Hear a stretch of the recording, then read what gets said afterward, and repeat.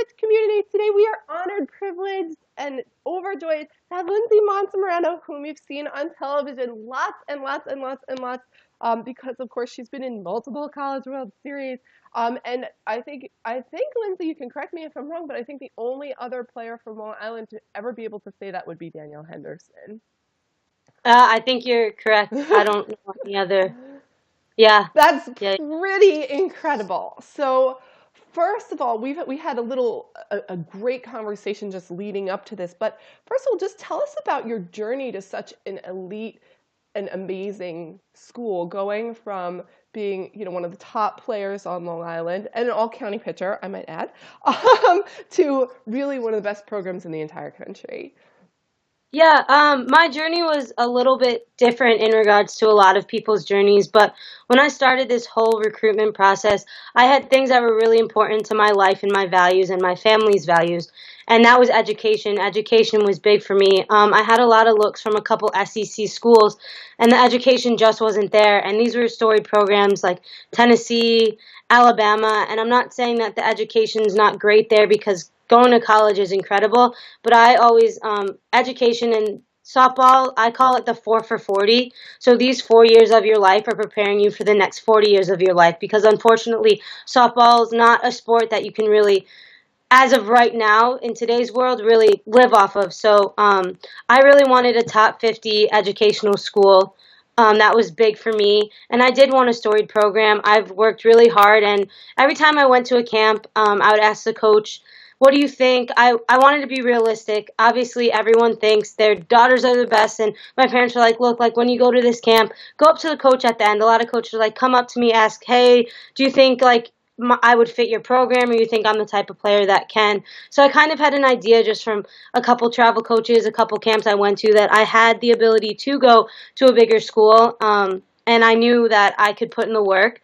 So as I was going on these visits, I played for a team in New Jersey, and it's a lot. I was away. I missed 16 days of school. We went to California 6 times, Georgia, Colorado, and it was something that myself and my family, lucky enough, was willing to sacrifice to help me achieve my goals of top 50 education, a great storied program. I wanted a bigger school. I wanted that rah-rah feeling. And actually, UCLA I committed to first, my sophomore year of high school. And that was a big deal because it's a West Coast school. It's a storied program, 12 national championships. A girl from the East Coast going to UCLA was kind of unheard of. And really, the only person who's done it was the assistant coach at the time. Her name was Gina Vecchione. She's at Cal Poly now. They called her Puppy. And she was a big part of my recruitment process. And it was a process that happened really quick. UCLA wasn't on my radar. I had 5 colleges at the time that I was receiving offers from and thinking about it. As the end of the summer, I knew I was going to make my commitment. But UCLA happened in 2 weeks, and a lot of travel coaches wanted their name associated with me because a lot of people say you're from the East Coast, you can't go to West Coast. They're that much better. They practice outside all the time. So it was a big deal, and I wanted to show people that, you can do it. It's definitely possible. On my travel team, we're all East Coast girls, and we have girls going to LSU, Alabama, these great schools. So um, I don't believe just because you're from the East Coast and you have to practice inside all the time that you can't go to a big school. And I was young at the time, and a lot of adults influenced my decision. And I committed to UCLA. And in that time, I kind of knew it wasn't for me.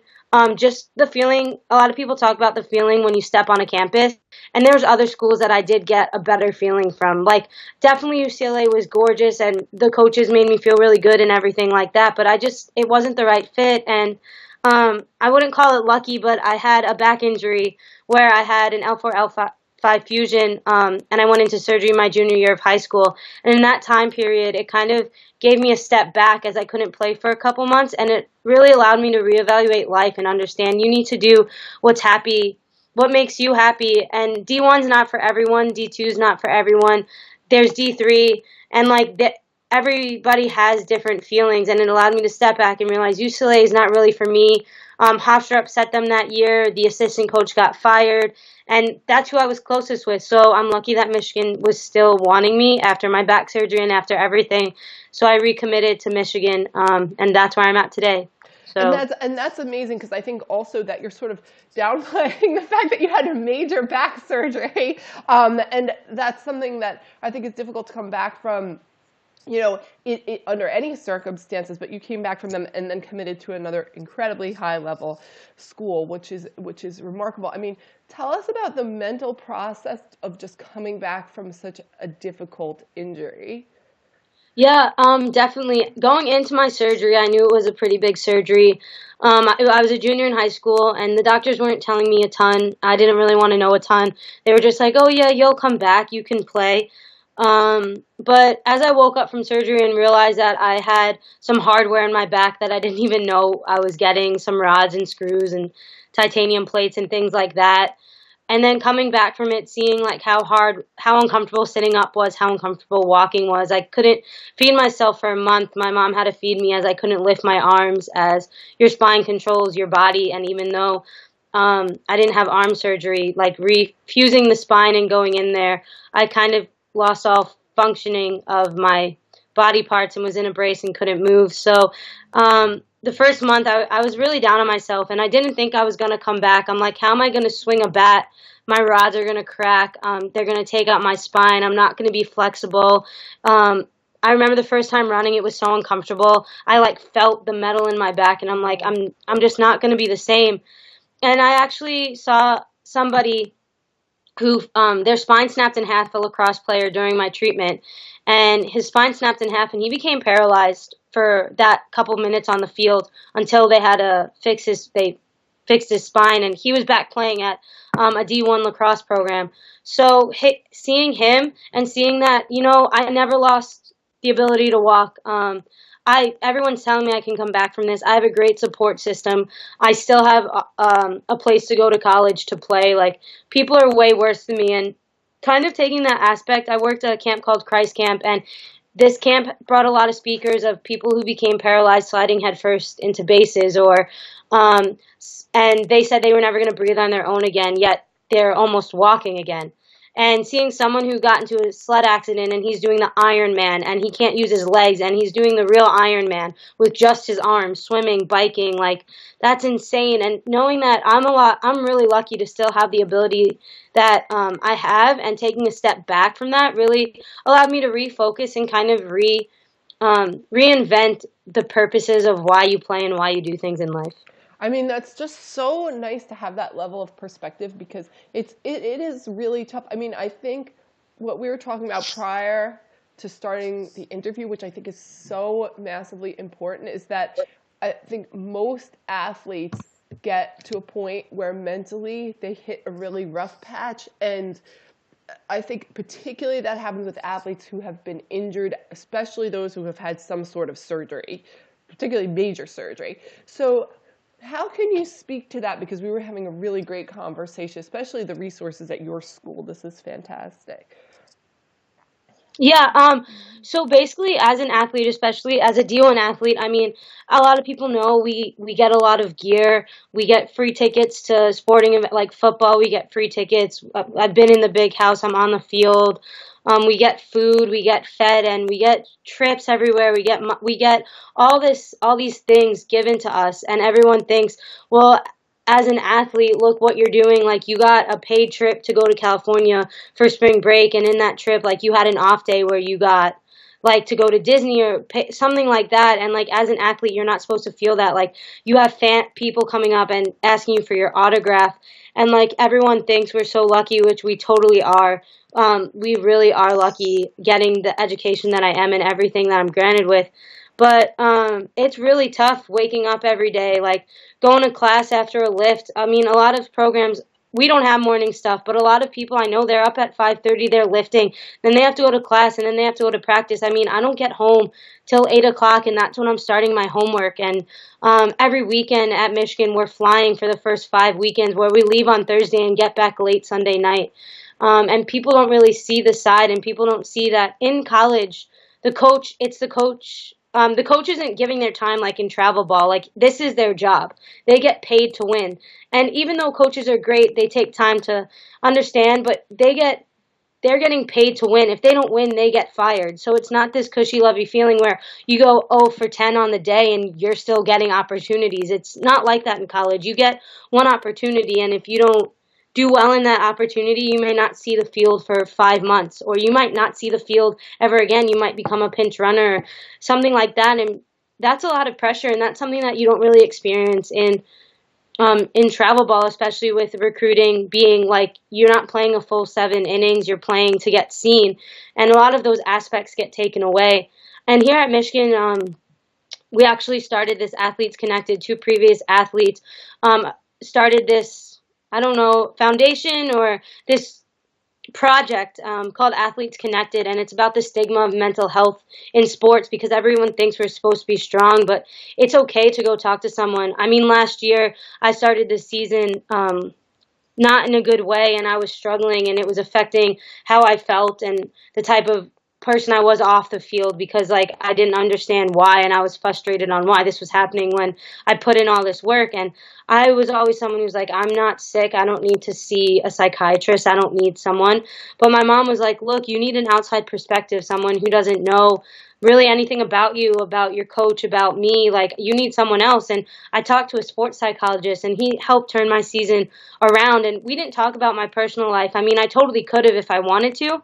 And we did get into some things off the field issues that I was having in regards to my sport and struggles and things like that. But we didn't really talk personally. We just talked about my sport and things in that aspect. And it was really nice to hear someone else's perspective. And like a lot of times you're your own worst enemy, and also you don't want to see maybe I am doing something wrong, maybe it is me, and it's nice to get that outside perspective. And I think that talking to an outside party, a sports psychologist, or we have a group that you can go to called Athletes Connected here in our study center. It meets once a week, and you can just talk to other athletes about how they're dealing with things, and the sports psychiatrists are there. And I think it's totally worth asking for help because it's a really nice break from the pressure that everyone's putting on you. Like, he just gave me really good tips about, like, if it was your last meal, what would you eat? Like, what would you get to eat? And he's like, well, think about that. Like, every at bat you go to, think about maybe this could be my last at bat. Like, you never know. Not in like a negative way, but like this could be your last at bat. So treat every at bat like that, like you would treat your last meal. Like, enjoy it like it would be your last meal because you don't have this forever. And it was just really nice him comparing things to real life. And I think that's wonderful too, because from the standpoint of our sport, we really don't have it forever. And I think most people that are done with college are like, wow, like, this was such a short period of time. It's only 4 years. And I feel like personally, I would love to like play at that level of intensity for 4 years again, just because there's so much that goes into it in terms of how you unite with your team and how you get to be competitive every day. But because we're so competitive, it's really, really tough to not let something that's going on in your sport affect every other area of your life. And that's really, really challenging. So I think it's so important that everybody out there understands that anytime you need help from a mental standpoint, you can't sort of let it fester. You have to make sure that you're getting what you need to help you at your best. But let's talk a little bit realistically about what your daily schedule is like. So you said you don't get home until 8 o'clock to do homework. Like, what's a typical in-season day like for you? So in season is a little different than out of season. Out of season's probably, even though it's less hours, it's harder in a way because it's conditioning season, so it's more hours that you have to put in on your own for softball wise, and you're putting in a lot on your body physically with all the conditioning. But in season, when we're in season, it's 20 hours a week you're allowed to practice with your coaches. So basically in season we lift once a week, once to twice a week in season, until we start traveling. Since twice a week it's kind of hard to get in the gym. And here at Michigan, our coaches don't really like morning workouts. And our lifts are based on our class schedule, which is really nice. We've kind of gone to this system where understanding that everyone's a little different. So instead of having a big team lift after practice or really early in the morning, our strength coach will look at our schedule. And if we lift on Tuesdays, he'll make a couple groups. So some groups, unfortunately, do have to be at like 7:30. But I was lucky enough with my class schedule that like I was able to lift at 10:30, and then there's like an 11 o'clock group. And so on the days that we lift, I have class at 8:30 that day. So I'll wake up, I'll go to class at 8:30. I'll run down, I'll lift. This is my Tuesday. So I wake up, go to class from 8:30 to 10. Lift is at 10:15, so I go straight down to lift, and that takes about an hour. And after lift, I have treatment. I'm a little injured, just my back. Keep up to date with it. So I have treatment right after lift from 11 to 11:30, and then practice for us every day is at 3 o'clock. So we go 3 to 6, 3 to 6:30. We have to block off 3 to 7 about. Our coach tells us make sure every day 3 to 7 is blocked off. So normally what I'll do is I'll come home and I'll make myself food, and then I'll head over to the locker room and get some pre-practice treatment, get changed. And we're really into pre-practice here at Michigan that if you have a day like Tuesday where I only have one class, I have a lot of time to kind of go in, work on my own. I can go upstairs and watch film. I can watch film with my coaches. I can ask them to come and work with me in the hitting building where it's not overwhelmed with a bunch of people. So I normally go in early. I probably head to the locker room about 1, get some pre-practice in, get some pre-treatment in, practice from 3 to 6. After that, we'll sometimes have a circuit from 6 to 6:30, and then we'll have training tables, this new thing where we get fed this year, which is really nice because I don't have to cook, and that's at 6:30 every day. So I'll eat from 6:30 to 7, and then I'll come home, shower, and by the time I finish showering, it's about 7:30ish, and I'm starting my homework at 8 o'clock. And I mean, there's days where I have class all day up until 3 o'clock, and I literally run. I have class till 2:30 and have to run down to the field. So some days I can fit in some homework, like the Tuesdays where I only have one class or Friday where I have off. But it gets kind of difficult to start your work earlier, so you really need to stay on top of it. And that's not even in season. We travel because we're so cold. We travel the first 5 weekends. So Thursdays, we leave on Thursdays. So we'll fly out on a Thursday. We'll play, fly back on a Sunday night, and get back late Sunday night. So you also have to find ways to fit in your homework, fit in the classes you missed. Talking to your professors, office hours are a really good way as an athlete to get to know your professor so he can understand the struggles that you're going to. So trying to fit this all in does get very difficult, especially some people have mandatory study hours at our athletic center. I don't, as a senior with my grades, I don't have mandatory study hours, but a lot of the freshmen need 8 to 10 hours a week. That's incredible. Do you feel like there's anything that that you are facing in the collegiate environment that was surprising to you, or you weren't prepared for, or that was really unexpected based on your travel experience and your high school experience? I mean, I kind of knew, like high school was kind of always just like a fun thing that I wanted to win, and it was nice to play to win for something. As travel, you don't really play to win until nationals. So I kind of knew high school was really going to be different from college, but travel ball I thought was going to be similar. But I don't think anyone really prepares you for the level of education. The academics are a lot different. You're on your own. You don't have homework. Like, we don't necessarily have homework. The teacher could say, do these readings.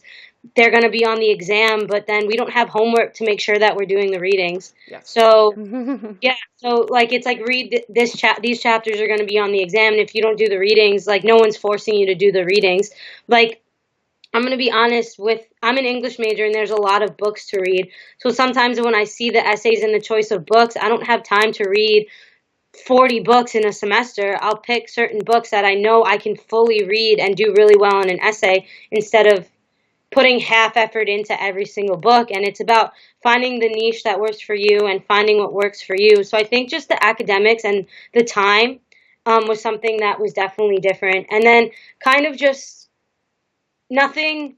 I kind of expected that when it's like optional, it's not optional. Yeah, Like, that's right. and I kind of understand that. And it's not, I know for our team, like when we say optional, you can miss if you're failing a class, if you have an exam and you have a study group, or if you really need to talk to a professor. But it's not even the coaches. It's more of as a team. If I'm going to be in there putting in the work, like I expect you to do the same. Like we have a really good culture here at Michigan. I think it's what separates us from a lot of other sports on campus and a lot of teams what just my friends, what they talk about. And it's not the coaches are forcing us to be here. It's I'm accountable for my teammates because this work I put in is going to help us win this weekend. And if you're not putting in that work, you're being selfish right there. So just little things like that, understanding little things like that. But I knew it was going to be tough softball wise. I didn't realize how tough. Like I said, this is the coach's job. It's not as coddled in travel ball. Yes. So that was definitely a little tough. I thought I've had tough coaches, but college is definitely a whole nother realm. And I think now being at the point where I have a lot of friends who are college coaches, and it is a very tough job. People think that it's a really easy job, but between all the scheduling and the recruiting and the fact that it's not like when you're a teacher and, okay, you've been at the program 20 years and now you have tenure because you've had this great winning program. It's like anything can just sort of like throw you off. They could fire you for any reason. So that people need to understand, I think being a college coach it's seems like a very fun job, but it's a very, very difficult job in a lot of different ways. There is no job security whatsoever, particularly in our sport. Um, but I mean, oh, no, sorry. go I was ahead. just gonna say, I mean, like, I know for us, like, we're different than a lot of programs. I know programs, so like, we're away a lot, and when we're away, I mean, especially this year, we're in lockdown. Like, we're not really allowed to leave the hotel. Like, even if we play really great, like, we don't just get some teams. Like, I know Kentucky and some really like Florida. Sometimes after games, they're allowed to like go off with their parents and leave, but like, Michigan is completely different, and this is something that's like our culture, and I think speaks to why Hutch has been around for so long. It's just like we can spend some time. We have team dinner normally, so if we have a 2 o'clock game, normally in the morning, like if we're eating breakfast and our families are there, we can hang out with them. But then, like at 11, Hutch is like in your rooms, no more family time. Get ready for the game. And then we're getting ready for the game, pregame meal. We go play. We have team dinner. If it's a 2 o'clock game, team dinner will be at 6:30. And even though we're like we want to go out with our families, maybe walk around. We haven't seen them in a while, but we don't really get to leave the hotel. Like we have to stay in that hotel. So our families can hang out with us in the lobby till maybe 9, and then we have to go to bed. Sometimes we are allowed. They'll be like, all right, like you can go off, come back to the hotel at 8. But especially in big tournaments like OKC, like we were not allowed to leave that hotel because, like I said, it's their job and it's our job too. It's not a vacation, and even though some programs do let you leave, like Florida is a great. I mean, they won 2 national championships, and just knowing some people on the team, they're way more lenient. But I think it just speaks to Hutch's longevity and her job and culture as well in the team. Like you said, it's tough. It's tough to you're in control of these kids. Like you have to watch them. Like things like that. And it's tough to stay structured, especially when you're taking care of so many athletes and you have so many different personalities. But I think another thing that is really important that's just come up recently is the idea of and you and I have talked about this, your mom and I have talked about this a lot, that when you play at the elite level, I feel like the expression we always use is haters gonna hate, you know what I mean? It's kind of like a silly thing. But I feel like always there was a lot of people saying like, oh, because you're from the East Coast, you can't do this. Or there are a lot of people like constantly putting you down where you have to bring yourself up. How did you feel like you dealt with that?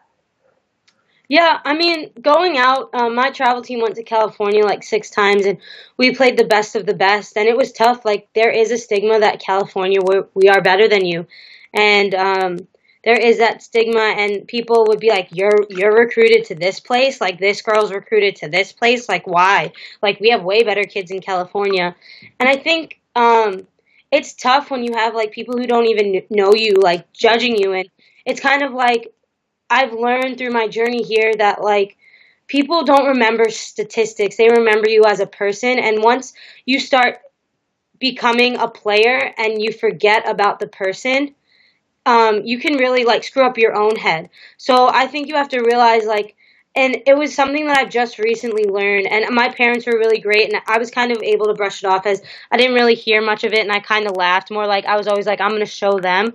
But once you like disassociate yourself as a player and remember that you're the person, and like people, it's people's jobs to judge you as a player. And I mean, announcers and people will judge us as college athletes. Like we're not pros, we're not MLB players. I don't know why some announcers choose to kind of like judge us as players, but you have to understand, like, they're judging you as a player. Don't take it personally, because the person you are is different than the player you are. They're not coming at you for the person you are, and that's who people are going to remember, and that's what matters most. And I wish I knew that in high school, as I faced a couple tough times. Just one specifically, that something happened and I took it way too personally, and I think it was just I wasn't mature enough at the time, as high school's tough, and when bullying and things, parents come into it. It gets really hard when you are still a child. But kind of, I was always like, I'm going to just show them. I'm just going to show them hard work. I was always I really think good things come to people who work hard and do the right things.